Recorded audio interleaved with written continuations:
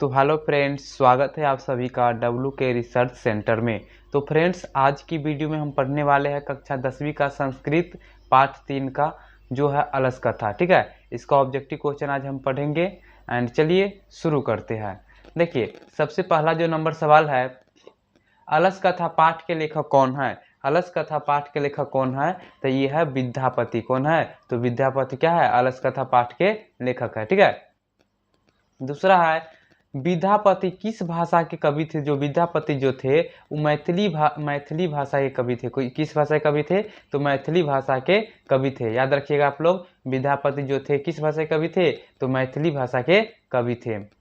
अब तीसरा नंबर सवाल है, अलस कथा पाठ कहाँ से लिया गया है। बताइए आप लोग, अलस कथा पाठ कहाँ से लिया गया है, तो पुरुष परीक्षा से लिया गया है। पुरुष परीक्षा एक ग्रंथ है, उससे लिया गया है। ठीक है, अगला है चौथा नंबर सवाल, अलस कथा पाठ में किसके दोष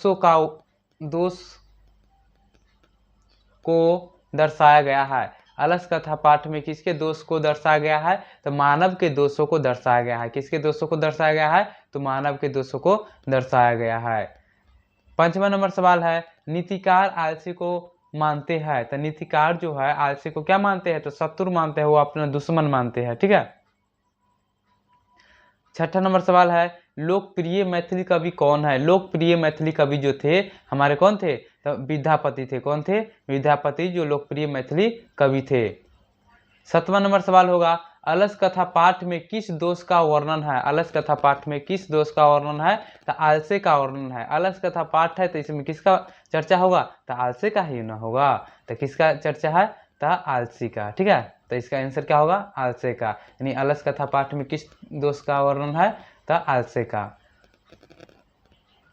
मिथिला के मंत्री कौन थे। मिथिला के मंत्री कौन थे, बताइए। तो मिथिला के जो मंत्री थे वो वीरेश्वर थे। कौन थे, तो वीरेश्वर नाम के एक मिथिला में क्या थे, मंत्री थे। वो सभी आलसियों को इच्छा भर भोजन कराते थे एंड वस्त्र भी देते थे।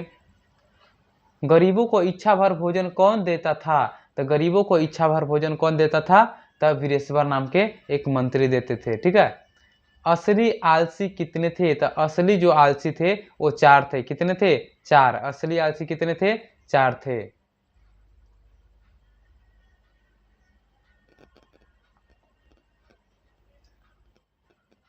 ग्यारह नंबर सवाल है, भोजन ग्रहण करने के लिए बनावटी आलसे का रूप किसने धारण किया था। भोजन ग्रहण करने के लिए बनावटी आलसी किसने धारण किया था, तो धूर्त लोग ने धारण किया था।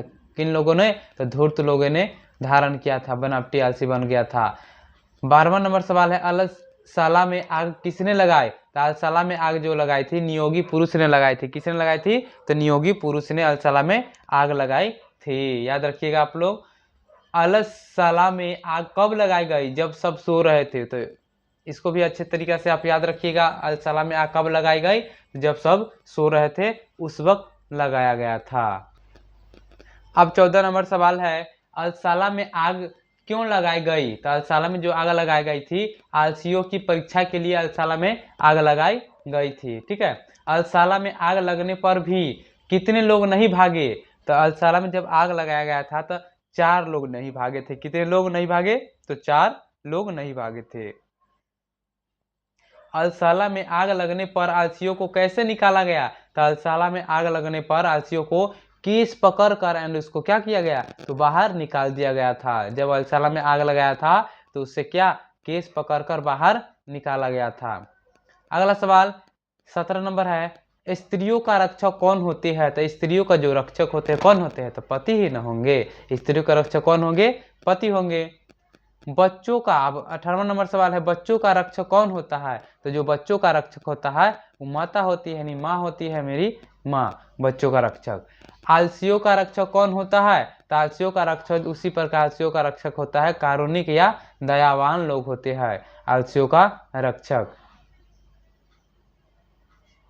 अरे हल्ला कैसा है किसने बोला। सबसे पहला जो बोलता है अरे हल्ला कैसा है किसने बोला, तो ये प्रथम पुरुष ने बोला था। जो 4 धूर्त लोग थे, बनावटी आलसी बने हुए थे, वही में से 4 व्यक्ति थे जो कहता है पहला क्या, अरे हल्ला कैसा, किसने बोला, तो प्रथम पुरुष ने बोला था ये हल्ला कैसा है। ठीक है, याद रखिएगा आप लोग। लगता है इस घर में आग लगी हो, ऐसा किसने बोला? फिर दूसरा व्यक्ति कहता है लगता है इस घर में आग लगी हो, किसने बोला? तो दूसरा व्यक्ति ने बोला था, क्या बोला? लगता है इस घर में आग लगी हो। फिर कोई आसपास धार्मिक पुरुष नहीं है जो हमारे ऊपर कंबल डाल दे, ऐसा बोला किसने? तो ऐसा बोला था तीसरे पुरुष ने बोला था। किसने बोला था? तो तीसरे पुरुष ने बोला था। अरे वो चालो तुम लोग चुप हो जाओ, ऐसा किसने बोला? तो अरे वो चालो तुम लोग चुप हो जाओ, ये चौथा पुरुष कहता है अरे वो चालो कितना बोलते हो, चुप रहो। अब जो है 24 नंबर सवाल, पुरुष परीक्षा किस भाषा में लिखित है? जो पुरुष परीक्षा जो किस भाषा में लिखित है? तो मैथिली भाषा में लिखित है। ठीक है, पुरुष परीक्षा किस भाषा में लिखित है? तो मैथिली भाषा में लिखित है। पुरुष परीक्षा हमें क्या शिक्षा देती है? तो पुरुष परीक्षा हमें यही शिक्षा देती है दोषों का निराकरण करना, अपने दोष को सुधारना। कौन परिश्रम करना नहीं चाहते हैं? तो बताइए कौन लोग परिश्रम करना नहीं चाहते? जो आलसी लोग होगा वही ना। आराम से सोचेगा मुझे निम्न निम्न खाने को मिले, अच्छे अच्छे वस्त्र मिले, तो कहाँ से मिलेगा? ये आलसी का काम होता है। भूखा रहना कौन पसंद करता है? बताइए भूखा रहना कौन पसंद करता है? तो आलसी लोग। कौन पसंद करता है? तो आलसी लोग भूखा रहना पसंद करते हैं। सारे सुखों का मूल क्या है? तो सारे सुखों का जो मूल होता है वो संगठन होता है। क्या होता है? संगठन होता है। घर में आग लगने पर भी कौन नहीं भागा? तो जब घर में आग लगा था तो आलसी लोग जो थे वो नहीं भागे थे। जो चार सबसे बड़े धूर्त थे, जो बहुत बड़े आलसी थे, वो नहीं भागे थे, बहुत लोभी थे। अलस कथा कैसी कथा है? तो अलस कथा एक है व्यंग्यात्मक कथा है। याद रखिएगा, बहुत ज्यादा मस्ट MBBI है। से अलस कथा कैसी कथा है? तो यह एक व्यंग्यात्मक कथा है। अलसाला में आग किसने लगाई? तो अलसाला में आग किसने? कर्मचारियों ने लगाई थी। मिथिला में वीरेश्वर कौन थे? तो मिथिला में वीरेश्वर कौन थे? तो मंत्री थे। कौन थे? तो मंत्री थे। ठीक है, अब है अलसाला में आग कब लगाई गई? तो अलसाला में आग रात में लगाई गई थी। कब लगाई गई थी?